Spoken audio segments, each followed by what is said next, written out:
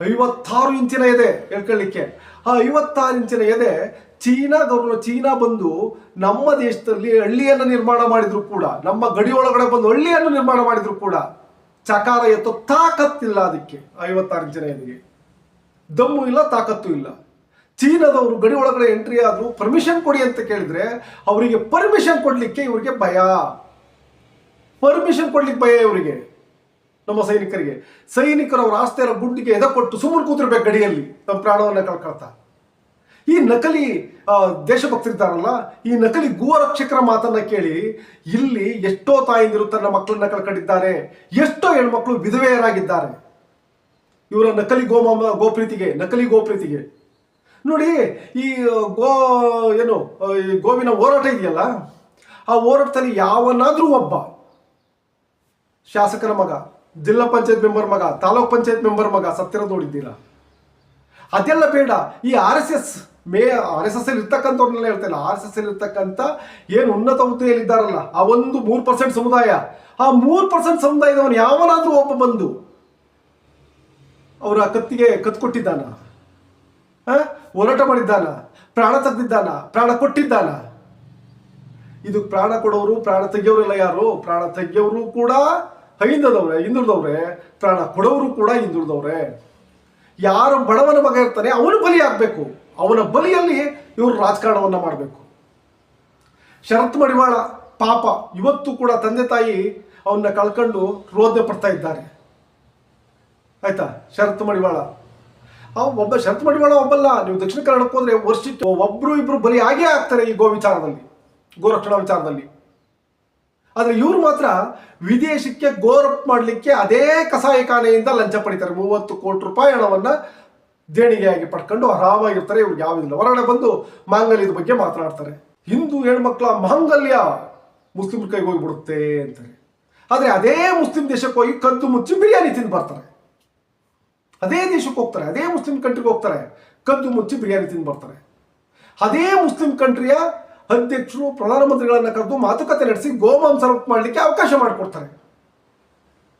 ಹೆಂಗಿದೆ ಅಲ್ಲ ಇವರು ನಕಲಿ ದೇಶಭಕ್ತ, ನಕಲಿ ಗೋಮಾಂಸದ ಗೋರಕ್ಷಣೆಯ ಪ್ರೀತಿ ಹೇಗಿದೆ ನೋಡಿ. ಒಂದು ವಿಚಾರದಲ್ಲ, ನೀವು ಯಾವುದೇ ವಿಚಾರವನ್ನು ತಗೊಳ್ಳಿ, ಎಲ್ಲ ನಕಲಿ. ಅವರು ಒಬ್ಬರು ಹೇಳ್ತಾ ಇಲ್ಲ, ಇಲ್ಲಿಂದ ಹಿಡಿದು ಅದೇನು BJPನೇ ಆಗಿ ಅನ್ಸುತ್ತೆ, ಕೇವಲ ನಕಲಿಗಳೇ ಇರ್ತಕ್ಕಂಥದ್ದು. ನಕಲಿಗಳೇ ಇಲ್ಲ, ಸಾಬೀತು ಮಾಡಲಿ, ಸಾಬೀತು ಮಾಡಿ. ಇಲ್ಲ ನಾವು ಹಂಗಲ್ಲ, ಇಲ್ಲಪ್ಪ ನಾವು ನಿಜವಾಗ್ಲೂ ನಕಲಿ ಗೋಭಕ್ತರಲ್ಲ, ನೈಜ ಗೋಭಕ್ತರು ಸಾಬೀತು ಮಾಡಲಿ ನೋಡೋಣ. ಇವ್ರು ಇರ್ತಕ್ಕಂಥದ್ದು ಯಾರನ್ನ? ಆಮೇಲೆ ಇವ್ರಿಗೆ ಮಾತೆತ್ತಿದ್ರೆ ಮುಸ್ಲಿಂ ವಿರೋಧಿ ಅಲ್ವಾ, ಅಲ್ಪಸಂಖ್ಯಾತರ ವಿರೋಧಿ ಅಲ್ವಾ? ಇವ್ರಿಗೆ ಅಲ್ಪಸಂಖ್ಯಾತರ ವಿರೋಧಿ ಅಲ್ಪಸಂಖ್ಯಾತರಲ್ಲಿ ಯಾರು ವಿರೋಧಿ ಅಂತಂದ್ರೆ ಈ ಶ್ರೀಮಂತ ಅಲ್ಪಸಂಖ್ಯಾತರಿದ್ದಾರಲ್ಲ ಅವ್ರ ವಿರೋಧಿ ಅಲ್ಲ. ಇವ್ರು ಯಾರು ವಿರೋಧಿ ಅಂದ್ರೆ ಯಾರು ಪಂಚರ್ ಆಗ್ತಾ ಇರ್ತಾರೆ ಅವನನ್ನ ವಿರೋಧಿಸ್ತಾರೆ. ಇಲ್ಲಿ ಯಾರು ತರಕಾರಿ ಮಾಡ್ತಿರ್ತಾರೆ ಅವನನ್ನ ವಿರೋಧಿಸ್ತಾರೆ. ಯಾರೋ ಒಂದು ಸಣ್ಣ ಗೂಡಂಗಡಿಯನ್ನು ಇಟ್ಕೊಂಡಿರ್ತಾರೆ ಅವನನ್ನ ವಿರೋಧಿಸ್ತಾರೆ. ನೀವು ಮುಸ್ಲಿಮರನ್ನ ಜಾತ್ರೆಯಲ್ಲಿ ವ್ಯಾಪಾರ ಮಾಡಕ್ ಬಿಡ್ಬೇಡಿ. ಜಾತ್ರೆಯಲ್ಲಿ ವ್ಯಾಪಾರ ಮಾಡ್ತಕ್ಕಂಥ ಮುಸ್ಲಿಂ ಯಾರು? ಶ್ರೀಮಂತ ಉದ್ಯಮಿಗಳ? ಖಂಡಿತ ಅಲ್ಲ. ಸಣ್ಣ ಪುಟ್ಟ ಉದ್ಯಮಿಗಳು, ಸಣ್ಣ ಪುಟ್ಟವರು ಅವತ್ತಿನ ಜೀವನಕ್ಕೋಸ್ಕರ ಹೋರಾಟವನ್ನು ಮಾಡ್ತಕ್ಕಂಥವ್ರು. ಇವರ ಹೋರಾಟ ಇಂಥವ್ರ ವಿರುದ್ಧ. ಆಯ್ತಾ? ಗೋಮಾಂಸ ರಫ್ತು ಮಾಡ್ತಕ್ಕಂಥ ನಂಬರ್ 1 ಕಂಪನಿ ಇದೆಯಲ್ಲ, ಆ ಕಂಪನಿ ವಿರುದ್ಧ ಅಲ್ಲ. ಅದೇ ಮುಸ್ಲಿಂ ವ್ಯಕ್ತಿ ಇವರಿಗೆ 30 ಕೋಟಿ ದೇಣಿಗೆಯನ್ನು ಕೊಡ್ತಾನೆ. ಅವ್ರದ್ದು ಹೋರಾಟ ಮಾಡಲ್ಲ. ಯಾರೆಲ್ಲ ಶ್ರೀಮಂತ ಮುಸಲ್ಮಾನರು, ಶ್ರೀಮಂತ ಕ್ರಿಶ್ಚಿಯನ್ಸ್ ಇದ್ದಾರೋ ಇವರಿಗೆ ವಿರೋಧಿಗಳಲ್ಲ.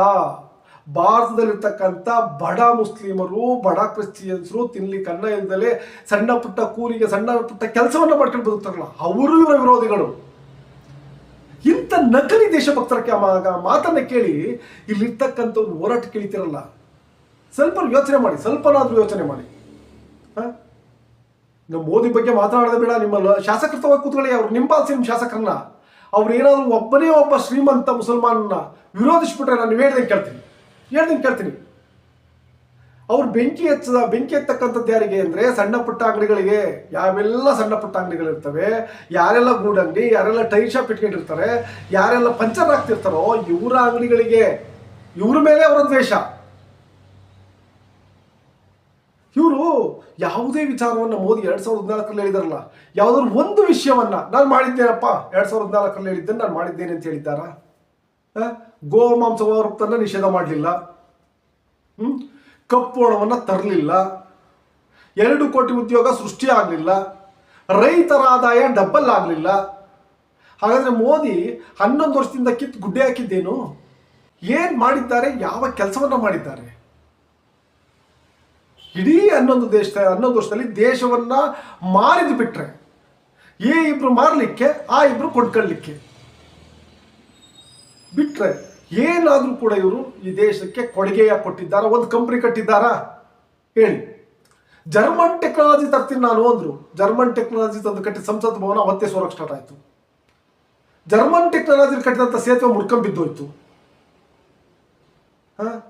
ನಮಸ್ತೆ ಟ್ರಂಪ್ ಕಾರ್ಯಕ್ರಮವನ್ನು ಮಾಡಿ ಸ್ಲಮ್ಗೆ ಗೋಡೆ ಕಟ್ಟಿದ್ರು. ಅದನ್ನು ಬಿಟ್ಟರೆ ನಿಮ್ಮ ಮೋದಿಜಿ ಈ ದೇಶಕ್ಕೆ ಕೊಟ್ಟಿರ್ತಕ್ಕಂಥ ಯಾವುದಾದ್ರೂ ಒಂದು ಕೊಡುಗೆಯನ್ನ ನೀವು ನನಗೆ ತಿಳಿಸಿ, ಕಮೆಂಟ್ ಮಾಡಿ. ಕೇವಲ ಬಡವರ ಮಕ್ಕಳನ್ನ ಬಲಿ ಕೊಟ್ಟು ರಾಜಕಾರಣವನ್ನು ಮಾಡಲಿಕ್ಕೋಸ್ಕರ ನಿಮ್ಮ ನಕಲಿ ಗೋಪ್ರೇಮವನ್ನು ತರಬೇಡಿ. ನಿಮಗೆ ನಿಜವಾಗಿ ಗೋಪ್ರೇಮ ಇದ್ರೆ, ಗೋವಿನ ಮೇಲೆ ಪ್ರೀತಿ ಇದ್ರೆ, ನಮ್ಮ ಧರ್ಮದ ಮೇಲೆ ಪ್ರೀತಿ ಇದ್ರೆ, ನಿಮ್ಮದೇ ನಾಯಕರು 56 ಇಂಚಿನ ಎದೆಯ ನರೇಂದ್ರ ಮೋದಿ ಅವರಿಗೆ ಹೇಳಿ ಈ ದೇಶದಲ್ಲಿ ಗೋಮಾಂಸ ರಫ್ತನ್ನು ನಿಷೇಧ ಮಾಡಿಸಿ. ಈ ನನ್ನ ದೇಶ ನಿಮ್ಮ ಪರವಾಗಿ ನಿಲ್ಲುತ್ತೆ, ಇಡೀ ದೇಶ ನಿಲ್ಲುತ್ತೆ. ಎಲ್ಲಪ್ಪ ಹೇಳಿದಾಗ ನಡ್ಕೊಂಡ್ಬಿಟ್ರು, ಇವ್ರು ನಕಲಿಗಳಲ್ಲ, ಇವರು ನಿಜವಾಗ್ಲೂ ಅಸಲಿಗಳು ಅಂತ ನಾವು ನಂಬ್ತೀವಿ. ಅಲ್ಲಿ ಟನ್ ಗಟ್ಟಲೆ ಗೋಮಾಂಸ ರಫ್ತಾಗ್ತಾ ಇದೆ. ಇಲ್ಲಿ ಯಾವನೋ ಅಲ್ಲಿ ಹಸು ತಗೊಂಡು ಹೋಗ್ತಾವನ, ಅವ್ನ ಪಾಪ ಕಷ್ಟಪಟ್ಟು ಸಾಕ್ಲಿಕ್ಕೋ ಅಥವಾ ವ್ಯವಸಾಯ ಮಾಡ್ಲಿಕ್ಕೋ ದರ ತಗೊಂಡು ಹೋಗ್ತಾ ಇದ್ರೆ ಅದಕ್ಕೋಗಿ ನೀವು ಅಡ್ಡ ನಿಲ್ತೀರ. ಅದು ನೀವು ನಿಲ್ಲಲ್ಲ ಬಿಡಿ, ಪಾಪ ಯಾವುದೋ ಅಮಾಯಕರನ್ನ ಕಳಿಸಿ ಅದಕ್ಕೆ ಬಲಿ ಕೊಡ್ತೀರ ಅಮಾಯಕರನ್ನ. ಎಷ್ಟು ಜನ ಹೆಣ್ಮಕ್ಳು ತನ್ನ ಗಂಡಂದಿರನ್ನ ಕಳ್ಕೊಂಡ್ರು ನಿಮ್ಮ ನಕಲಿ ಗೋಪ್ರೀತಿಯನ್ನು ನಂಬಿ. ಎಷ್ಟು ಜನ ತಾಯಂದಿರು ತನ್ನ ಮಕ್ಕಳು ಕಳ್ಕೊಂಡ್ರು. ಇದಕ್ಕೆಲ್ಲ ಜವಾಬ್ದಾರಿ ಯಾರು? ನೀವು ಹೋಗಿ ಅವ್ರ ಮಕ್ಕಳ ಕೆಲಸ ಮಾಡ್ತೀರ ಅವ್ರ ಮನೆಯಲ್ಲಿ? ಸಾಧ್ಯನಾ? ಹೆಣ್ಮಕ್ಳಿಗೆ ಬಾಳ್ ಕೊಡ್ತೀರಾ? ಕಳ್ಕೊಂಡಂತ ಹೆಣ್ಮಕ್ಳಿಗೆ. ನಿಮ್ಮ ನಕಲಿ ಗೋಪ್ರೇಮ ಇವತ್ತು ಇಡೀ ದೇಶವನ್ನ ಒತ್ತಿ ಉರಿಸ್ತಾ ಇದೆ. ಇವತ್ತು ನಾವು ಬಾಂಗ್ಲಾದೇಶಕ್ಕಿಂತ ಅಸಮಾನತೆಯಲ್ಲಿ ಮುಂದಿದ್ದೇವೆ. ಬಾಂಗ್ಲಾದೇಶಕ್ಕಿಂತ, ನೇಪಾಳಕ್ಕಿಂತ. ಒಂದು ಕಾಲದಲ್ಲಿ ಇವೆಲ್ಲವೂ ಕೂಡ ನಮ್ಮಿಂದ ಪಡೆದು ಬದುಕ್ತಾ ಇದ್ದಂಥ ದೇಶಗಳು. ಅವಿವತ್ತು ನಮ್ಮ ಮೇಲೆ ಸವಾರಿ ಮಾಡುವಂತಕ್ಕೆ ಬಾಂಗ್ಲಾದೇಶ ಬಂದು ನಿಂತಿದೆ, ಪಾಕಿಸ್ತಾನ ಬಂದು ನಿಂತಿದೆ. ಅಸಮಾನತೆಯಲ್ಲಿ ಅವ್ರಿಗಿಂತ ಹಿಂದಿದ್ದೇವೆ ಇವತ್ತು ನಾವು. ಅಸಮಾನತೆಯಲ್ಲಿ ಆರ್ಥಿಕ ಅಸಮಾನತೆ, ಜಾತಿ ಅಸಮಾನತೆ ಹೇಳ್ತಾ ಇಲ್ಲ ನಾನು.